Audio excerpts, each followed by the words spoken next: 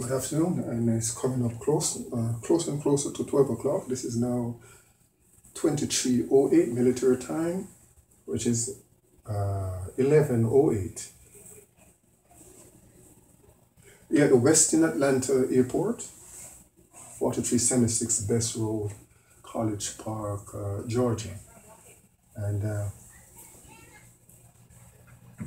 once again, my name, Dolphy Gilpin, and I'm here to propose AAE SSC conference,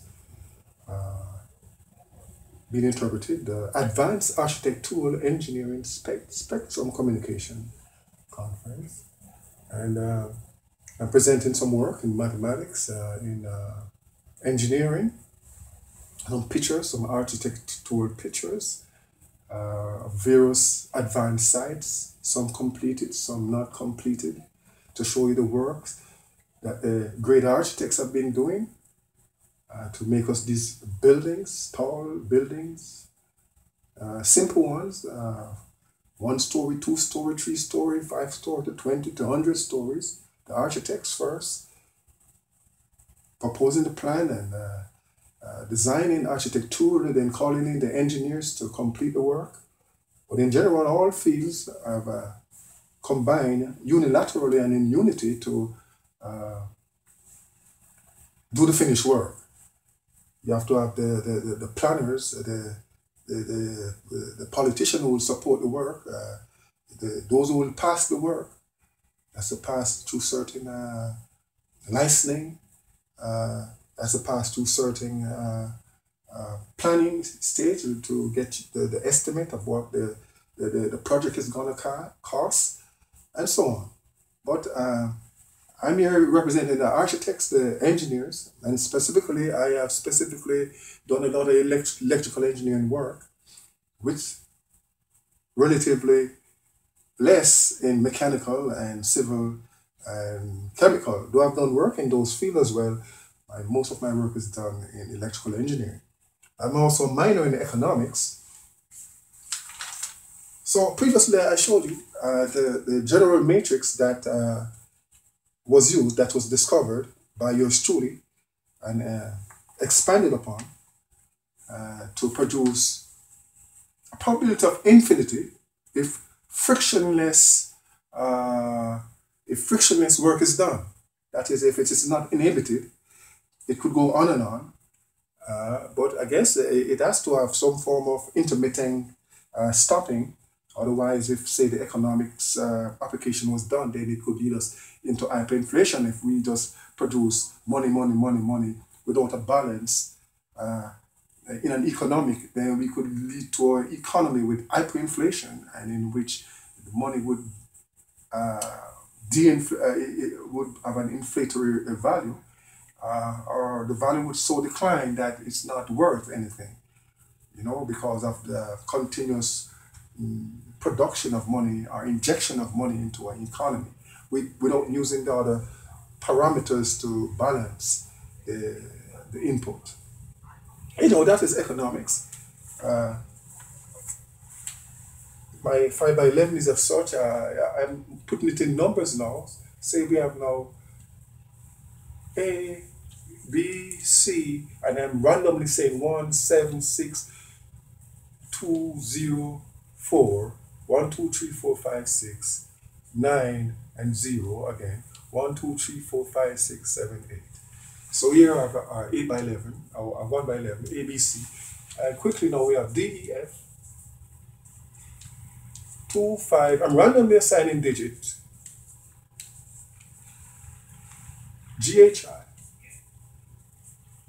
77, 44, 1, 3, 9, 1.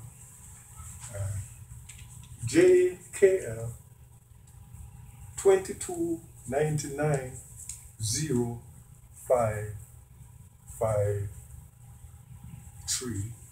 And the last one, M, N, and O, 4, 6, 4, 9, 3, 2, 1, 0.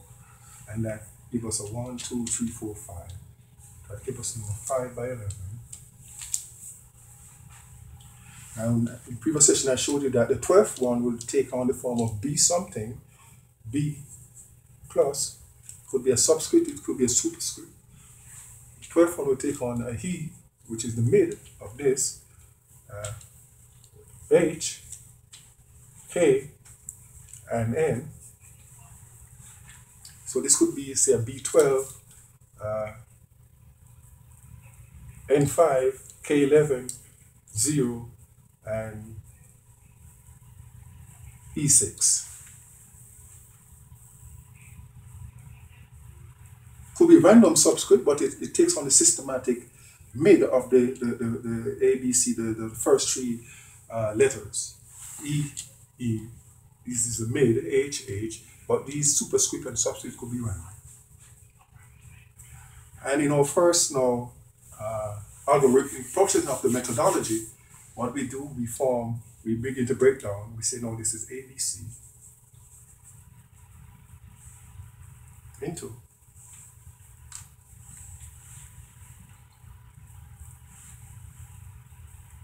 25011,381 77441 22990553. This is the first step in the partial matrix determinant methodology, and this is now the 4649321 Likewise, we'll do this for now DEF, we'll do this for GHI, JKL, and MNO, and we'll form a matrix like that. But I cannot do this all of them in one, so I'm just taking out one for an example. And likewise, now we break down this matrix now into a further submatrix. So we have now A, B, C. This is called now the PDM processing, the whole thing, or the PDM methodology, 25. I'm going to come down the column, send to 7. I'm working in pairs now. ABDC 25 into 441391 into 99.